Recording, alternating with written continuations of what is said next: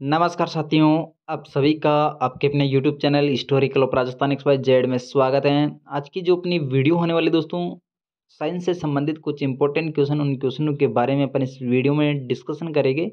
तो video start करते और देखते ही दोस्तों, आज का सबसे पहला क्वेश्चन अपने सामने दे रखा है। सर्वप्रथम रक्त परिसंचरण तंत्र का अध्ययन किसने किया था? तो सर्वप्रथम जो रक्त परिसरण तंत्र है दोस्तों, परिसंचरण तंत्र, इसका अध्ययन करने वाला कौन हो जाएगा? William Harvey. ठीक है, ब्लड सर्कुलेशन सिस्टम का अध्ययन करने वाला कौन हो जाएगा? William Harvey. इसके बाद नेक्स्ट क्वेश्चन है, दिल की धड़कन को प्रारंभ करने का कार्य किसका है दोस्तों? तो दिल की जो धड़कन होती है, इसको प्रारंभ करने का कार्य कौन करता है? Pacemaker. ठीक है, दिल की धड़कन को नियंत्रण करने का यानी कि कंट्रोल करने का कार्य भी कौन करता है? Pacemaker. और प्रारंभ करने का कार्य भी कौन करता है दोस्तों? Pacemaker. ठीक है, हाइड्रोजन बम किस सिद्धांत पर आधारित है? तो हाइड्रोजन बम की बात करें दोस्तों, कौन से सिद्धांत पर कार्य करता है ये? नाभिकीय संलयन के सिद्धांत पे दोस्तों हाइड्रोजन जो बम होता है, इसके सिद्धांत पर कार्य करता है। ठीक है, एक द्रव बूंद की प्रवृत्ति गोल आकृति की लेने की होती है दोस्तों, इसका क्या कारण है?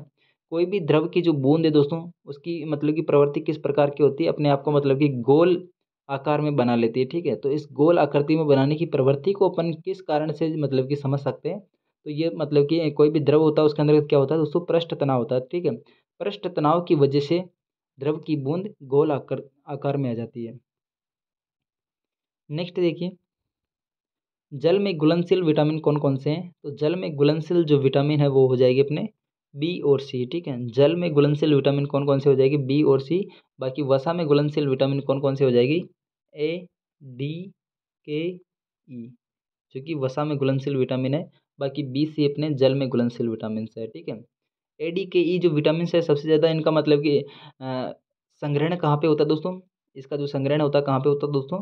यकृत के अंतर्गत। ठीक है, यकृत यानी कि पित्ताशय के अंदर दोस्तों सबसे ज़्यादा ADKE विटामिन का मतलब कि वसा में जो घुलनशील विटामिन है, यकृत के अंदर इनका संग्रह होता है। ठीक है, नेक्स्ट देखिए, पृथ्वी का घूर्णन अक्ष इसकी कक्षा के तल पर लंबवत नहीं है, इसका झुकाव किसके लिए जिम्मेदार दोस्तों? तो मतलब कि जो पृथ्वी का जो घूर्णन अक्ष है, इसकी कक्षा के लंबवत नहीं है। मतलब कि जो पृथ्वी का जो अक्ष है वो एकदम सीधा नहीं है, लंबवत नहीं है, इसका एक झुकाव है। इसकी ये किसके लिए जिम्मेदार है? ठीक है, ये झुकाव किसके लिए जिम्मेदार है? तो इस झुकाव की वजह से दोस्तों मतलब कि अपने मौसम जो है उसका बदलने का कारण है। ठीक है, मौसम इस पृथ्वी की झुकाव है, इसकी वजह से मौसम बदलता है। ठीक है, कभी गर्मी आती, कभी सर्दी आती, कभी बारिश आती, मतलब कि जो मौसम बदलने का कारण क्या है दोस्तों? पृथ्वी अपने अक्ष पे झुकी हुई है, न कि अपने अक्ष पे दोस्तों लंबवत है। ठीक है, कौन से एकमात्र भारतीय वैज्ञानिक है जिसने भौतिकी के क्षेत्र में नोबेल पुरस्कार प्राप्त किया गया दोस्तों? तो यहाँ पे ऐसा कौन सा एक भारतीय वैज्ञानिक है, भारतीय वैज्ञानिक जिसने दोस्तों भौतिकी के क्षेत्र में नोबेल पुरस्कार प्राप्त किया दोस्तों? तो यहाँ पे अपना राइट आंसर क्या हो जाएगा? D, doctor CV Raman. Doctor CV Raman ने दोस्तों एकमात्र भारतीय वैज्ञानिक है जिसने नोबेल पुरस्कार प्राप्त किया। ठीक है, भौतिकी के क्षेत्र में। नेक्स्ट देखिए, किसने न्यूटन से पूर्व बता दिया था कि सभी वस्तुएं पृथ्वी की ओर गुरुत्वाकर्षण होती है? तो यहाँ पे न्यूटन से पहले किसने बताया था कि सभी वस्तुएं पृथ्वी की ओर गुरुत्वाकर्षित होती है? ठीक है, तो ये बताया था ब्रह्मगुप्त ने। ठीक है, ब्रह्मगुप्त के द्वारा न्यूटन से पहले ही बता दिया था कि जो कि सभी वस्तुएं हैं जो कि पृथ्वी की ओर आकर्षित होती है, यानी कि गुरुत्वाकर्षित होती है। धान का प्रसिद्ध रोग खेरा रोग किसके कारण होता है? धान का एक प्रसिद्ध रोग है जिसका क्या नाम दोस्तों? खेरा रोग। धान किसको बोलते हैं? अपने चावल की जो खेती है उसको अपन धान बोलते हैं। उनमें एक रोग होता है जिसका नाम क्या दोस्तों? खेरा रोग, जो कि प्रसिद्ध है। ये किसके कारण से होता है? ये होता है दोस्तों जिंक की कमी के कारण। ठीक है, जस्ता जस्ता ये जिंक की कमी के कारण दोस्तों कौन सा रोग होता है? खेरा रोग है। नेक्स्ट देखिए, कौन सा प्रोटीन रक्त को थक्का बनाने में मदद करता है? तो यहाँ पे रक्त में थक्का बनाने के लिए कौन सा प्रोटीन जिम्मेदार है? तो यहाँ पे फाइब्रोनोजिन जो प्रोटीन है, फाइब्रोनोजेन जो प्रोटीन है दोस्तों, ये रक्त में थक्का बनाने का कार्य करता है। ठीक है, नेक्स्ट देखिए, कौन सी जहरीली गैस हमारे रक्त में हीमोग्लोबिन के साथ में मिल जाती है और हमारी मृत्यु का कारण बन जाती है? इनमें से ऐसी कौन मतलब कि एक कौन सी गैस है जो कि अपने रक्त में मिलने के बाद एक अपना मृत्यु का कारण बन जाती है? तो यह दोस्तों कार्बन मोनोऑक्साइड है। ठीक है, कार्बन मोनोऑक्साइड है जो कि रक्त में मिलने के बाद हमारे शरीर के अंतर्गत मतलब कि एक मृत्यु का कारण बन जाती है। झरने में जब जल ऊंचाई से गिरता है तो उसका तापमान क्या हो जाता है? तो झरने में मतलब कि जब कोई जल ऊपर से नीचे गिरता है तो उसका तापमान हमेशा बढ़ जाता है। ठीक है, तापमान हमेशा बढ़ता है। नेक्स्ट देखिए,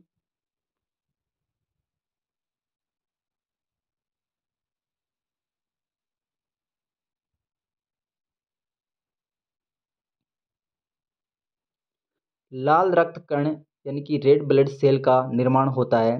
तो लाल रक्त जो कणिका दोस्तों, इसका निर्माण कहाँ पे होता है, यानी कि रेड ब्लड सेल जो कोशिका, इसका निर्माण होता है अस्थि मज्जा के अंतर्गत। ठीक है, और श्वेत रक्त कणिका यानी कि व्हाइट ब्लड सेल का निर्माण जीवन काल कितना है दोस्तों? तो यहाँ पे जीवन काल होता है 1 से 4 दिन के मध्य दोस्तों, इनका जीवन काल होता है व्हाइट ब्लड सेल का। ठीक है, आगे देखिए, श्वेत रक्त कण यानी कि व्हाइट ब्लड सेल को कहा जाता है, तो यहाँ पे क्या कहा जाता है दोस्तों?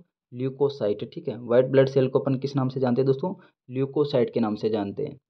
और रेड ब्लड सेल को अपन किस नाम से जानते हैं, यानी कि लाल रक्त कणिका को एरिथ्रोसाइट के नाम से जानते हैं। ठीक है, erythrocyte, leucocyte white blood cell, और रेड ब्लड सेल को अपन एरिथ्रोसाइट के नाम से जानते हैं। ठीक है, अगला देखिए, शरीर का ताप नियंत्रित होता है।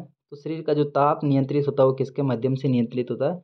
ये हाइपोथैलेमस जो ग्रंथि है, इसके माध्यम से हमारा शरीर का तापक्रम नियंत्रित होता है। ठीक है, सर्वदाता रक्त समूह यानी कि यूनिवर्सल डोनर कौन सा है दोस्तों? तो यहाँ पे अपना राइट आंसर क्या हो जाएगा? सर्वदाता। ओ ब्लड ग्रुप वाले को अपन सर्वदाता के नाम से जानते हैं, और ए बी जो ब्लड ग्रुप, इसको अपन सर्वग्राही के नाम से जानते हैं। ठीक है, यहाँ पे सर्व मतलब कि दाता कौन है दोस्तों? Blood group O. मनुष्य के सर्वग्राही रक्त समूह कौन सा है? तो यहाँ पे सर्वग्राही ग्राही की बात करें तो यहाँ पे कौन सा हो जाएगा? A B. ठीक है, यूनिवर्सल रिसेप्टर कौन है दोस्तों? ए बी ब्लड ग्रुप है जो कि यूनिवर्सल रिसेप्टर है। बाकी यूनिवर्सल डोनर कौन हो जाएगा? Blood group O. रक्तचाप ब्लड प्रेशर मापने की यंत्र को क्या कहा जाता है दोस्तों? यानी कि रक्तचाप को मापने के लिए या ब्लड प्रेशर को मापने के लिए किसको यूज किया जाता है? स्पाइगनोमेनोमीटर को। ठीक है, स्पाइगनोमेनोमीटर को ब्लड प्रेशर मापने के लिए यूज किया जाता है। ब्लड बैंक कहलाता है। तो ब्लड बैंक क्या कहलाता है, कौन सा अंग कहलाता है? पलिहा। ठीक है, पलिहा या स्प्लीन, स्प्लीन, जिसको अपन ब्लड बैंक के नाम से जानते हैं। भोजन का पाचन प्रारंभ होता है। तो भोजन का पाचन कहाँ से प्रारंभ होता है? मुख से प्रारंभ होता है। पचे हुए भोजन का अवशोषण होता है छोटी आंत में, सबसे ज़्यादा पचे हुए भोजन का अवशोषण होता है। ठीक है, छोटी आंत में।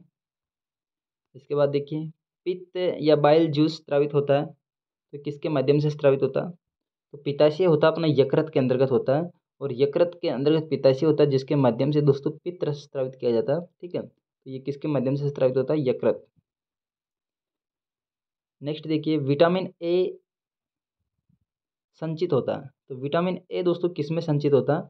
तो विटामिन ए, के, डी, ई, ये सभी के सभी जो विटामिन है दोस्तों वसा में घुलनशील होते हैं। ये किस में संग्रहित रहते हैं दोस्तों? यकृत में संग्रहित रहते हैं। ठीक है, वसा में घुलनशील विटामिन कहाँ पे संग्रहित रहते हैं दोस्तों? यकृत में रहते हैं। ठीक है, और बी सी अपने जल में घुलनशील विटामिन है। शरीर की सबसे बड़ी ग्रंथि का कौन सी है? तो शरीर की सबसे बड़ी ग्रंथि है लीवर यानी कि यकृत। शरीर की सबसे छोटी ग्रंथि है प्यूटूटिट्री। ठीक है, जिसको अपन मास्टर ग्रंथि के नाम से जानते हैं, पिट्यूटरी। ठीक है, पिट्यूटरी।